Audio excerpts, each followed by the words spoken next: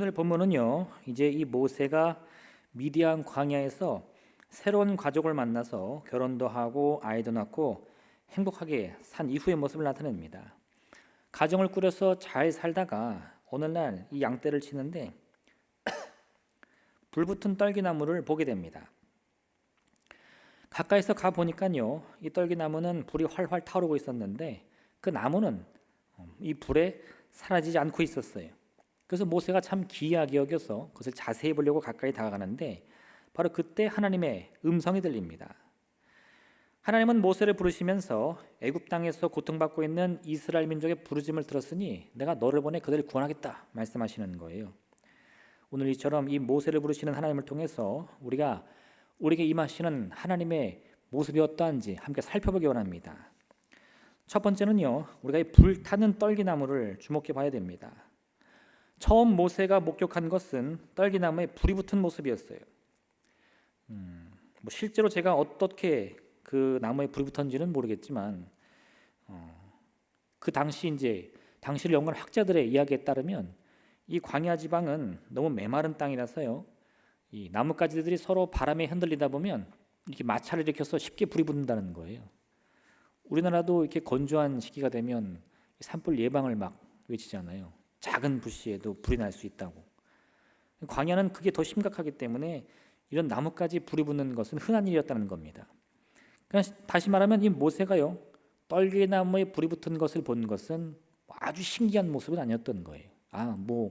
이번 나무가 흔들리다가 불이 붙었나 보다 할 수 있는데, 모세가 놀란 것은요, 그렇게 불이 붙으면 이 불이 모든 걸 다 사그라들도록 사라지게 만들 수 있는데, 이 불붙은 떨기나무는 불이 활활 타오르는데도 사라지지 않는다는 거예요. 어떻게 이런 일이 있을 수 있나? 내가 뭔가 잘못 봤나? 모세가 거기서 이제 이 떨기나무를 보려고 다가가는 거죠. 이 불붙은 떨기나무, 불이 붙어서 나무가 타고 있는데 그 나뭇가지들이 사그라들지 않는 것이 바로 이 하나님의 임재의 특징을 상징합니다. 무엇이냐? 하나님의 임재라는 것은요, 우리가 이 상상도 할 수 없는 아주 위대하고 멋진 모습으로만 임하는 게 아니에요. 때로는 이 자연세계에서 건조한 나무들이 서로 마찰을 일으켜서 불이 붙는 것처럼 우리 일상에서 자주 볼 수 있는 모습들, 흔히 경험할 수 있는 일들을 통해서 하나님이 임하신다 이거예요.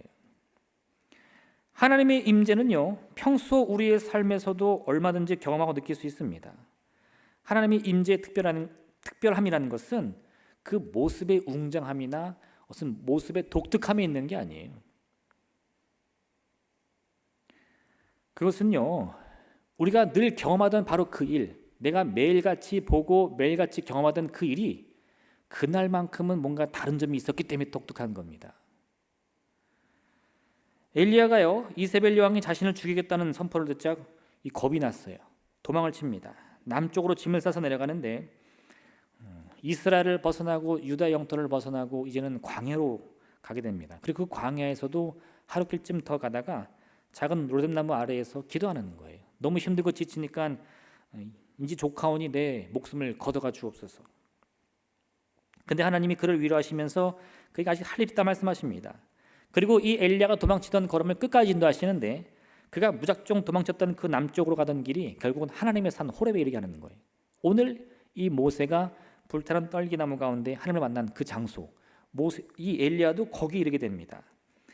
그리고는 하나님이 이 엘리야에게 그 앞에 임재하시겠다는 거예요. 하나님의 모습을 보여주겠다는 겁니다. 그럼 엘리야가 그 음성을 들었을 때 어떤 생각을 했을까요? 하나님이 나에게 임하신다는데 어떤 모습으로 임할까? 우리가 그 성경의 말씀을 가만히 살펴보면요, 아마 엘리야는 이런 기대를 한 것 같아요. 하나님이 크고 강한 바람같이 임하시지 않을까? 산을 부수고 바위를 깨면서 그 웅장한 모습을 내게 보여주시지 않을까? 근데 그렇게 나타나지 않으세요. 거대한 지진 가운데 나타나셔서 온 땅을 삼키며 그 갈라진 틈으로 이 산들을 다 삼키지 않을까? 근데 그렇게 임하시지 않습니다. 그게 아니라면 어마어마한 불과 같이 온 세상을 다 태울 듯 엄청난 기세로 내 앞에 오시지 않을까? 그것도 아니었어요. 그럼 하나님이 어떻게 이 엘리야에게 나타나셨느냐? 엘리야가 평소에 수없이 듣던 아주 작은 소리, 그 세미한 소리가 귓가에 들립니다. 그거는 늘 듣던 소리였던 거예요. 이건 독특할 게 없습니다. 그런데 그 세미한 소리 가운데 이번만큼은 하나님의 임재가 엘리야에게 다가간 거예요. 매일 듣던 소리였는데 오늘은 특별합니다. 왜요? 그 소리 가운데에 하나님이 엘리야를 만나러 오셨으니까. 엘리야가 기대했던 거대한 바람이나 지진, 불, 그런 모든 것들은 우리의 신경을 다 사로잡을 수 있을 만큼 웅장합니다. 아주 멋진 광경이 될 거예요. 그런데 여러분, 하나님의 기적이라는 것은요, 하나님의 임재라는 것은 꼭 그렇게 나타나는 것이 아닙니다. 우리가 매일같이 경험하는 누군가 나에게 속삭이는 소리, 누군가 나에게 작은 소리로 말하는 그 세미한 소리 가운데도 하나님의 능력과 기적은 능히 임할 수 있다 이거예요. 사도 바울은요, 어느 날 자신이 셋째 하늘에 이끌렸던 경험을 고백하는데 그때 그는 이렇게 말합니다. 자신이 몸 안에 있었는지 몸 밖에 있었는지 알지 못한다. 무슨 뜻이냐? 아마 사도 바울은 잠을 자는 중에 꿈을 꿨건가, 아니면 길을 가다가도 갑자기 환상을 봤을 수 있어요. 그런데 그런 경험이 특별한 것이 아니고 그 경험이 내게 진짜 있었는지 없었는지 자신도 확신을 못합니다. 이게 정말인가? 내가 헛것을 봤나? 내가 그때 몸 안에 있었는가? 몸 밖에 있었는가? 그런데요, 이 바울이 확신하는 것은 그런 혼미한 가운데도 하나님의 임재를 정확히 느낄 수 있었다는 거예요. 하나님의 임재는요, 우리가 일상에서 볼 수 있는 불붙은 나무나 작은 소리나 혹은 매일 밤 꾸는 그 꿈 가운데도 언제든지 임할 수 있는 겁니다. 어떠한 방법으로 하나님이 우리에게 임하시느냐가 중요한 게 아니에요. 어떠한 방법이든 하나님은 언제나 우리에게 임하실 수 있고 그 임재의 특별함을 경험할 때 우리는 그 하나님의 크고 능하심을 깨달을 수 있다는 겁니다. 모세는요, 처음에는 그냥 불붙은 떨기나무를 본 거예요. 그는 언제든 보던 것이었습니다. 양떼를 몰고 광야를 헤매다 보면 이 건조한 날씨 어디서든 이 불에 타는 나무를 흔히 볼 수 있어요. 그런데 그날만큼은 그게 평범하지 않았습니다. 왜요? 그 나무는 아무리 불이 붙어 타도요, 사라지지 않았으니까요. 그 기이한 기적을 통해 모세는 자신이 특별한 경험을 하고 있다는 사실을 깨닫게 된 거예요. 이스라엘 백성이요, 애굽을 나와서 광야길을 걷습니다. 그들이 가나안 땅에 이르기까지요, 아주 엄청난 세월이 흘렀어요. 물론 그들의 잘못도 있겠지만 40년이라는 기간이 흘렀습니다. 이스라엘 백성들이 그 수많은 고통을 다 겪고 나서 가나안 땅에 이르렀는데요, 그 뒤를 돌아봤더니 자신들이 어떤 경험을 했느냐? 때로는 배를 골마야 했고요, 때로는 극심한 더위 혹은 추위 혹은 맹수의 위험도 겪어야 했습니다. 때로는요, 이방 민족들과 목숨을 건 전투도 치러야 했어요. 그 많은 문제와 고난을 다 겪은 후에야 가나안 땅에 이르게 됩니다. 그리고 그때 모세는 자신들의 이 40년간의 경험을 이렇게 고백하는 거예요. 내 하나님 여호와께서 이 40년 동안에 내게 광야길을 걷게 하신 것을 기억하라. 이는 너를 낮추시며 너를 시험하사 내 마음이 어떠한지 그 명령을 지키는지 지키지 않는지 알려 하심이라. 너를 낮추시며 너를 줄이게 하시며 또 너도 알지 못하며 내 조상들도 알지 못하던 만나를 내게 먹이신 것은 사람이 떡으로만 사는 것이 아니요 여호와의 입에서 나오는 모든 말씀으로 사는 줄을 내게 알게 하려 하심이니라. 이 40년 동안에 내 의복이 헤어지지 아니하였고 내 발이 부르트지 아니하였느니라. 하나님의 능력이요, 그 권능이 정말 우리의 상상을 넘을 만큼 아주 광대한 것이라면요, 아니 왜 하나님이 이스라엘을 그 고난의 길, 광야의 길을 40년 동안이나 걷게 하십니까? 그냥 뭐 말 그대로 공중을 나르듯이 그들을 인도하시면 되는 거 아닐까요? 아니면 그 광야길을 골짜기를 메우고 높은 산을 치우듯이 평탄케 만들어서 편안하게 대로를 걷듯 하게 하면 되지 않았을까요? 왜 하나님은 그런 능력이 없이 그들을 고난 속에 인도해야만 했을까요? 모세는 그게 아니라는 거예요. 하나님의 능력이 없어 그들이 그런 고난을 당한 게 아니라 하나님이 우리에게 임하시는 방법이 바로 그와 같다는 겁니다. 광야에 있으면 배가 고플 수 있죠. 목이 마를 수도 있습니다. 더위나 추위를 느낄 수도 있어요. 늘 경험하는 우리 일상의 아주 평범한 삶입니다. 그런데 그러한 평범한 삶을 40년 동안 겪고 내 인생을 되돌아봤더니 그게 결코 평범하지 않았다는 거예요. 그 광야의 40년의 인생은 너무나 특별한 경험이었다는 겁니다. 왜요? 그 옷이 헤어지지 않고 발이 부르트지 않는 기적과 같이 우리가 그 40년 광야의 길을 내 능력으로 견뎌내는 것이 아니라 하나님의 능력으로 견뎠다는 것을 깨달았기 때문이라는 거죠. 우리는 때로 이 엘리야처럼요, 하나님이 내게 임하신다 그러면 아주 놀라운 광경을 상상합니다. 어떻게 임하실까? 크고 강한 바람같이 나에게 순식간에 임하셔서 문제를 다 해결하시고 이 모든 병을 다 허물어 주지 않을까? 근데 그런 기대감을 안고 있다가 그런 놀라운 일이 일어나지 않으면요, 실망하고 마는 거예요. 아니, 하나님, 능력이 하나님이라면서요, 창조주라면서요, 아니 이런 것도 하나 내 기도를 못 들어주십니까? 네, 여러분, 그건 하나님의 능력의 문제가 아니라 방법의 문제인 거예요. 하나님이 우리에게 임하시는 방법, 네, 한번 상상해 보세요. 나중에 보면 이 모세가 하나님의 부르심을 아주 여러 번 거절을 하는데요, 왜 그랬을까?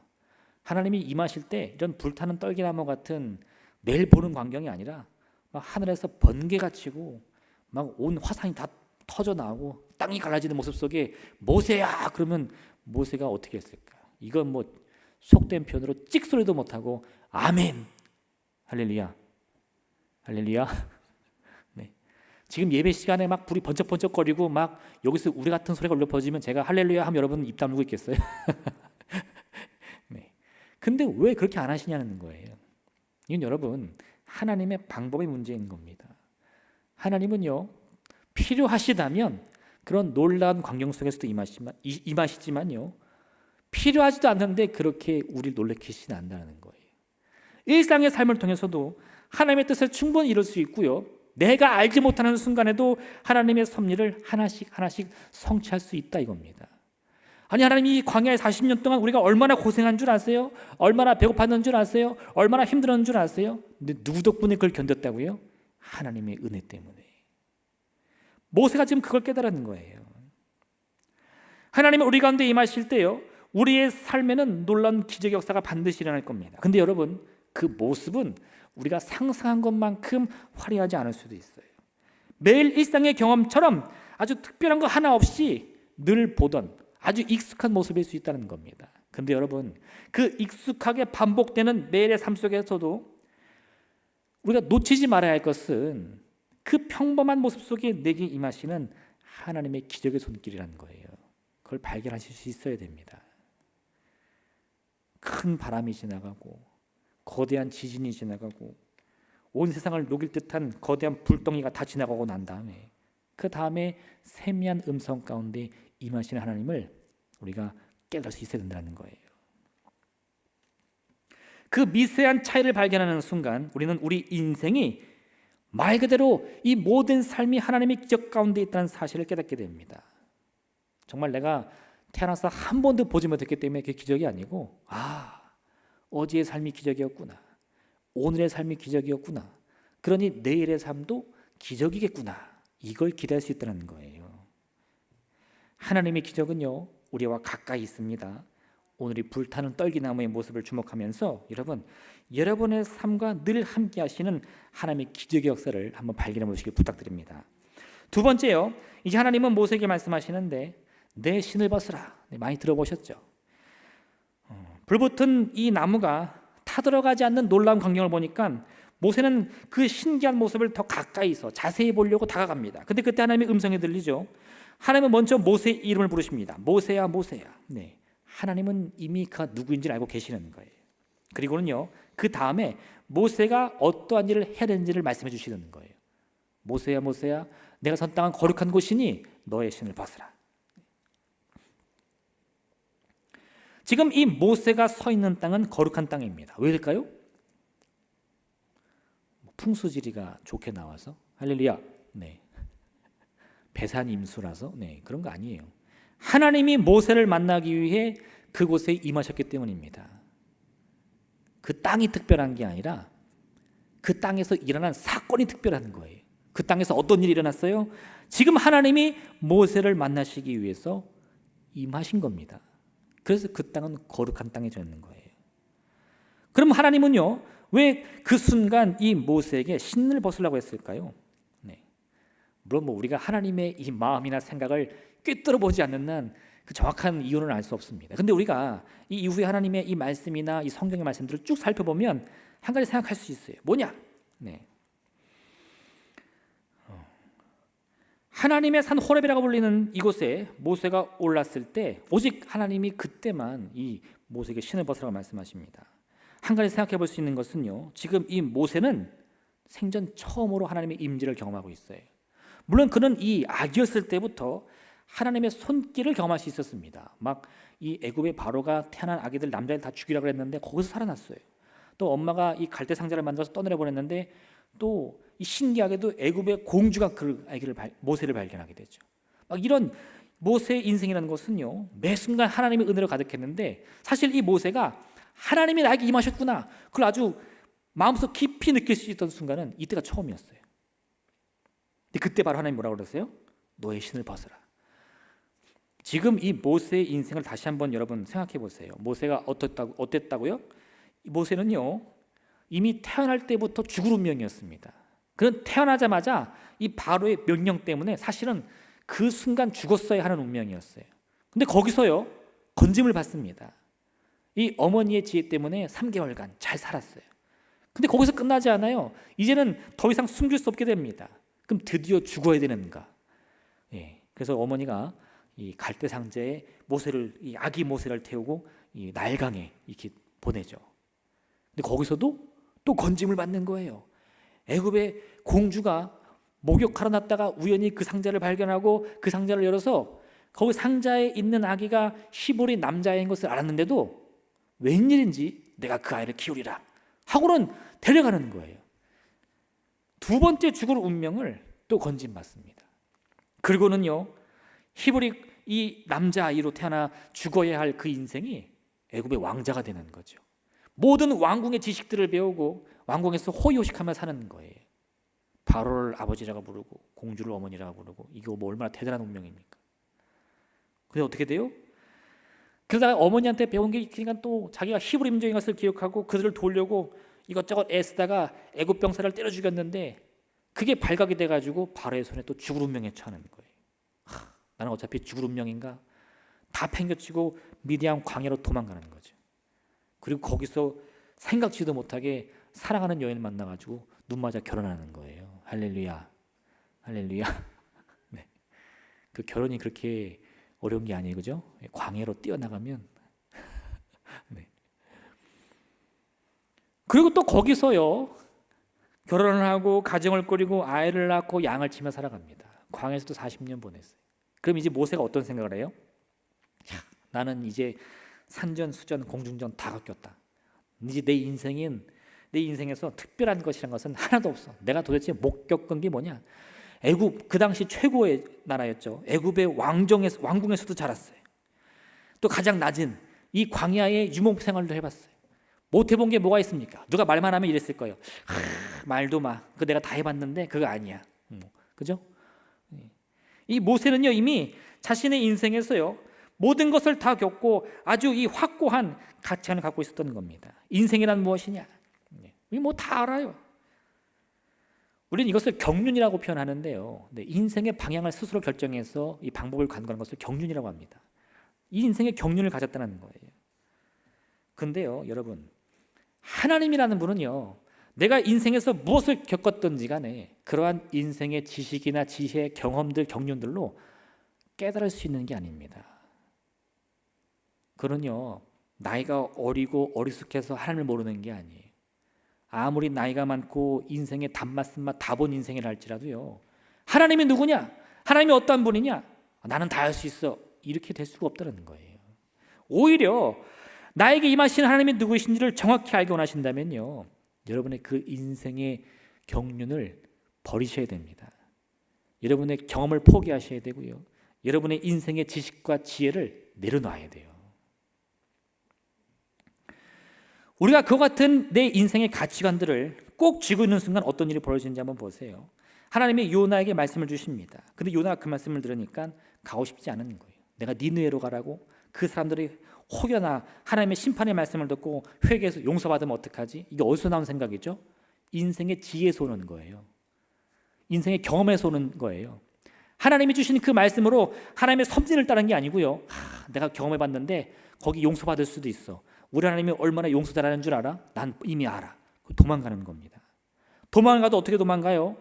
니느웨와 정반대쪽으로 도망갑니다. 니느웨가 동쪽에 서는데 서쪽 배를 타는 거예요. 서쪽 끝으로 갑니다. 그리고 그 배에 오르자마자 바로 어떻게 한 줄 아세요? 배의 3층 밑바닥으로 내려가는 거예요. 맨 밑바닥에 내려갑니다. 잠을 자는 거예요. 왜요? 이렇게 하면 하나님 날 못 찾으겠지라는 인생의 경험이 그에게 말하는 거예요. 너 숨어야지. 하나님이 저 하늘에서 너를 쳐다보는데 어떻게 할 거야? 아 그래? 그러면 배 밑바닥으로 가면 되겠구나. 이런 어리석은 일들이요, 어디서 나오느냐? 우리 인생의 경험에서 나온다는 겁니다. 하나님 저거 다 해봤어요. 하나님 제 인생이 몇 년인지 아십니까?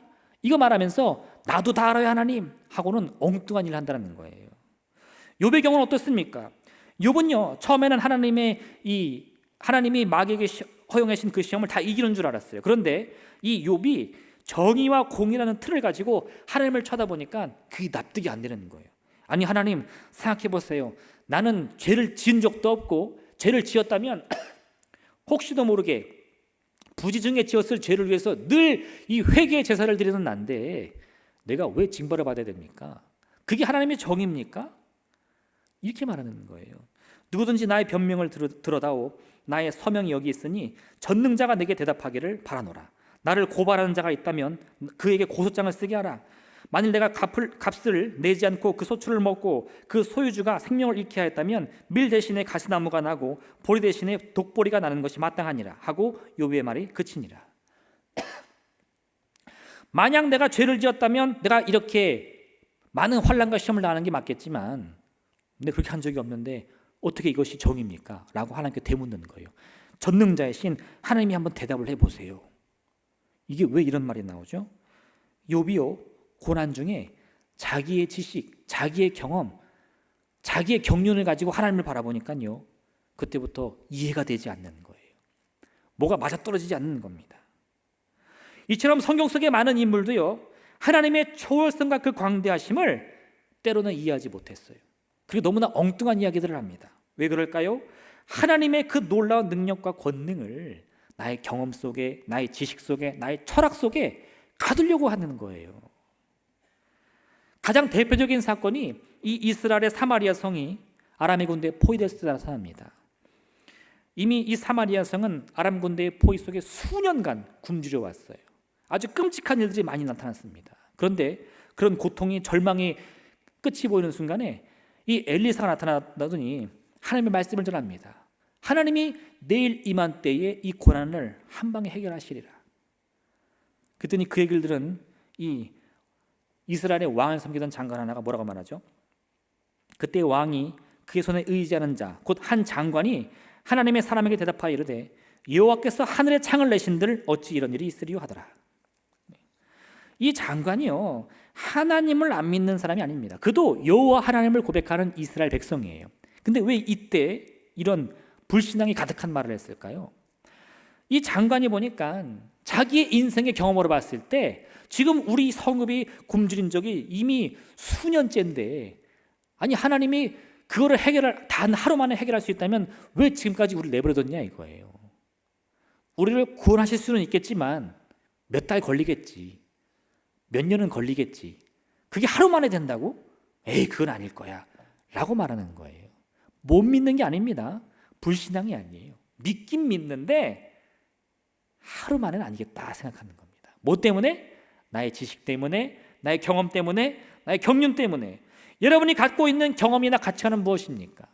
때로는 여러분, 하나님 앞에 여러분이 온전히 서기 원하신다면요, 모세가 신을 벗듯 여러분의 그 같은 지식들, 철학들, 경험들 다 버리셔야 돼요.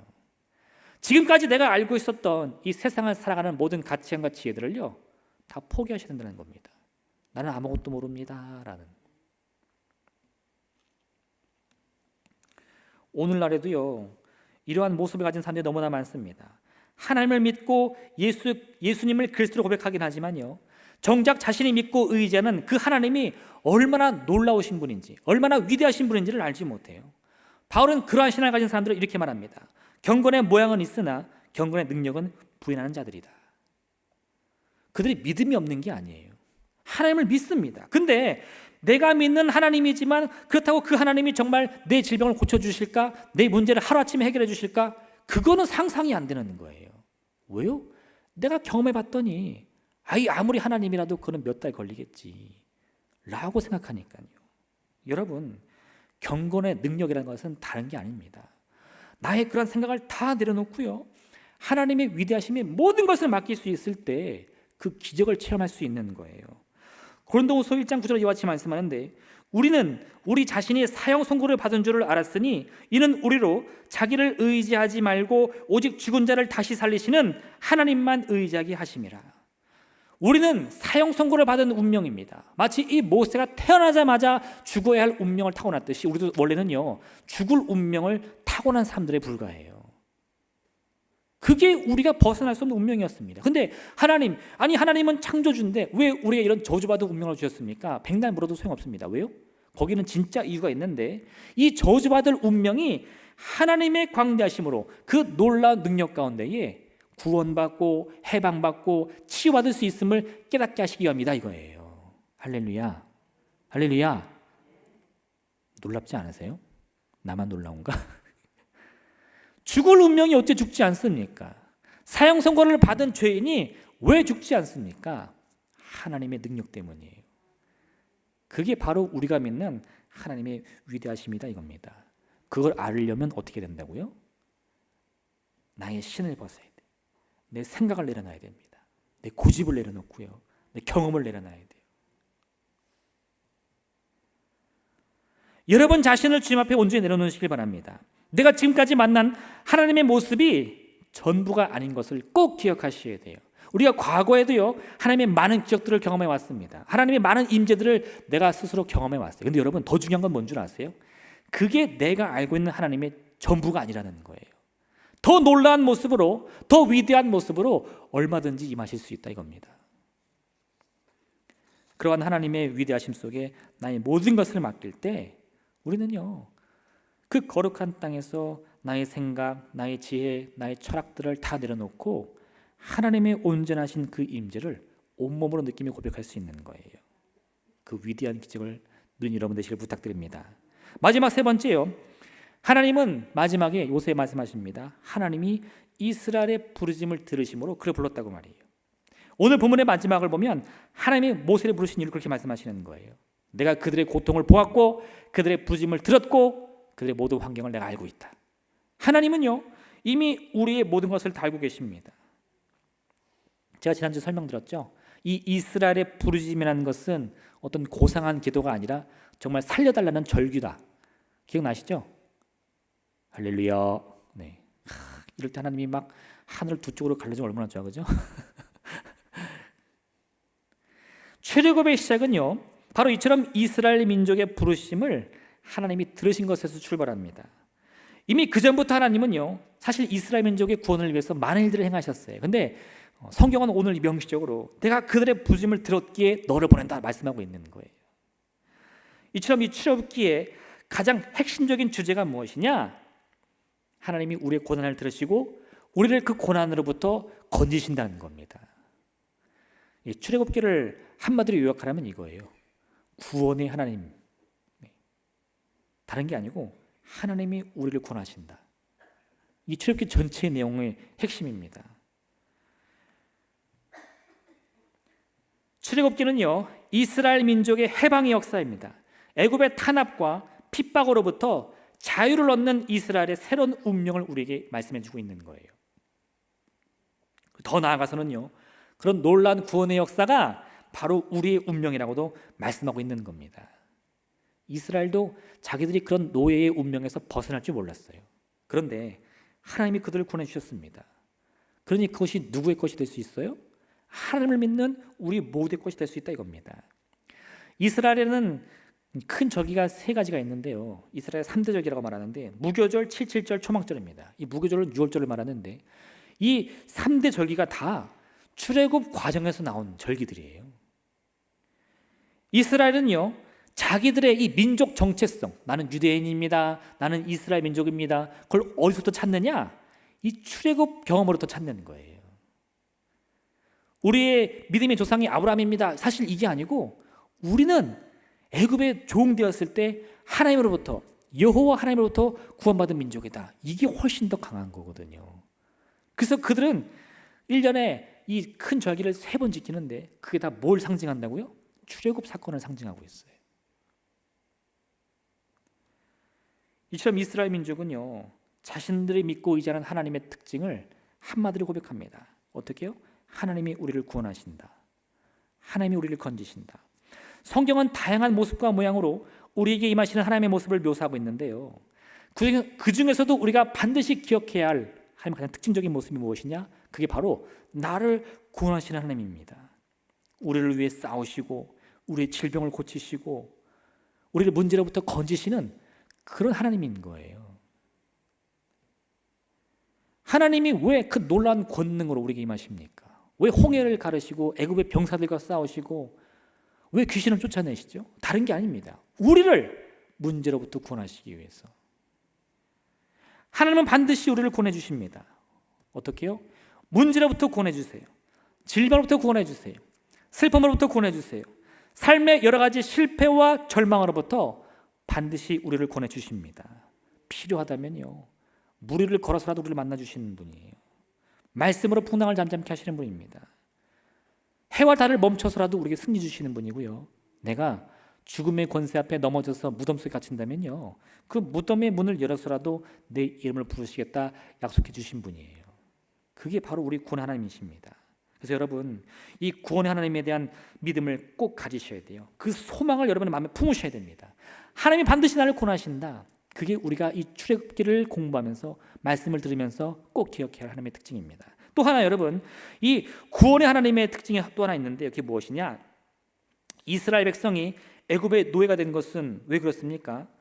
그들을 지배하고 있던 것이 세상의 원리였기 때문에 그래요. 강한 자가 약한 자를 지배한다. 이게 세상의 원리거든요. 공부 잘하는 자만 성공한다. 빠른 자가 승리한다. 힘이 강한 자가 이긴다. 이게 세상의 원리예요. 맞습니까? 토끼와 거북이에게 기억하시죠? 토끼가 거북이에게 왜 달리기를 요청하죠? 내가 더 빠르니까. 그게 세상의 원리입니다. 그래서요, 애굽의 군사를 이 이스라엘 백성들은 이길 수가 없어요. 애굽의 권능을 이스라엘 백성들은 넘을 수가 없습니다. 애굽의 왕이 명령하면 그들의 운명이 왔다 갔다 하는 거예요.